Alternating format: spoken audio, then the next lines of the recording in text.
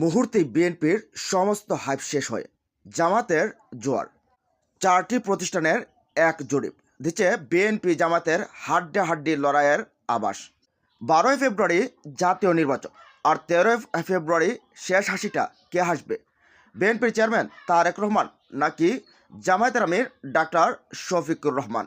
এবারের আইআইএলডির জরিপটা এতটা নিখুঁত, যারা বিগত সময়েও বিশ্ববিদ্যালয়গুলোর নির্বাচনে তারা জরিপ করেছিল, আর তাদের জরিপটা 100% সফল হয়েছিল। এবারের নির্বাচন সামনে রেখে এই জরিপ হইচই ফেলে দিয়েছে দেশের জনগণের ভেতরে। তাহলে কে কতটুকু এগিয়ে? তাদের জরিপে দেখা যাচ্ছে আসন্ন নির্বাচনে বিএনপিকে ভোট দিতে ইচ্ছুক 34.7% ভোটার। আর বিএনপির ঘাড়ের উপর এবার নিঃশ্বাস ফেলছে জামায়াত ইসলামী। তারাও দৌড়ে কম নয়, তাদেরকে ভোট দিতে চায় 33.6% ভোটার।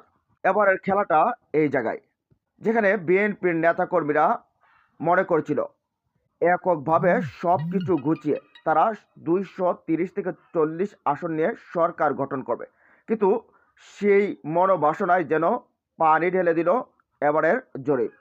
জামাত আমির ডাক্তার শফিকুর রহমানের সূক্ষ্ম পরিকল্পনায় একের পর এক চমক দেখাচ্ছে জামাত ইসলামী, এবং জনগণের দোরগোড়ায় পৌঁছে গেছে দলটি এবার। তবে এখানে টুইস্ট আরেকটা রয়ে গেছে।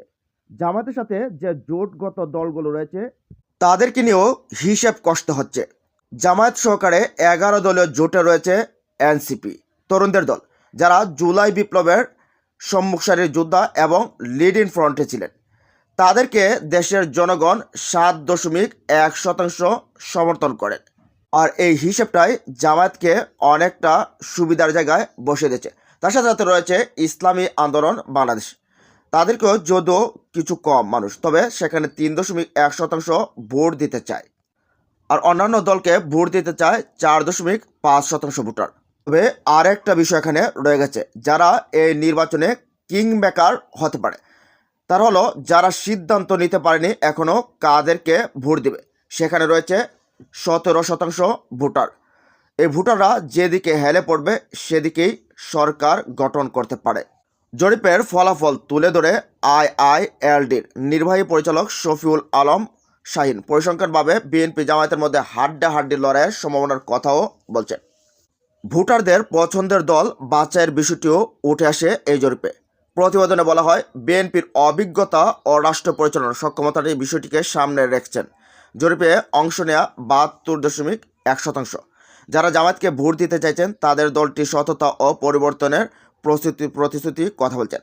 জামায়াতকে সমর্থনের জন্য 44.87% কারণ দেখিয়েছেন কম দুর্নীতিগ্রস্ত হওয়া, এবং 40.7% কারণ দেখিয়েছেন সততা। এনসিপিকে সমর্থনকারীদের 36.7% জুলাই বিপ্লবের ভূমিকার বিষয়টি মাথায় রেখেছেন।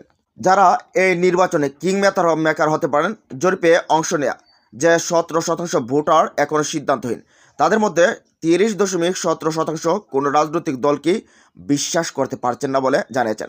38.6% কোনো মতামত দেননি।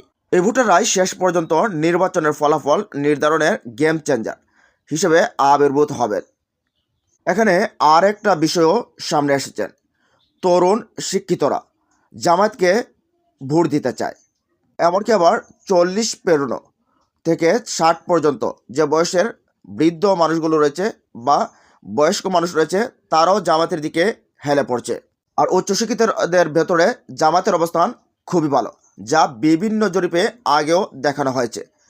আর বিএনপির ক্ষেত্রে দেশের সাধারণ অশিক্ষিত এবং কৃষক সহকারে মানুষের জনসমর্থন রয়েছে। তবে এবারের নির্বাচন যে হাড্ডাহাড্ডি লড়াই হচ্ছে এটা বোঝা যাচ্ছে। যদি সব ঠিকঠাক থাকে, জোটগতভাবে ঠিকঠাক থাকে, তাহলে শেষ হাসিটা হাসতে পারেন জামায়াত আমির ডাক্তার শফিকুর রহমান। হতে পারেন তিনি আগামীর প্রধানমন্ত্রী। প্রিয় দর্শক, আগামী নির্বাচনে দেশ পরিচালনার জন্য আপনারা কাকে বেছে নিতে চান জানিয়ে দিন কমেন্ট বক্সে। ভালো থাকুন, সুস্থ থাকুন, আল্লাহ হাফেজ।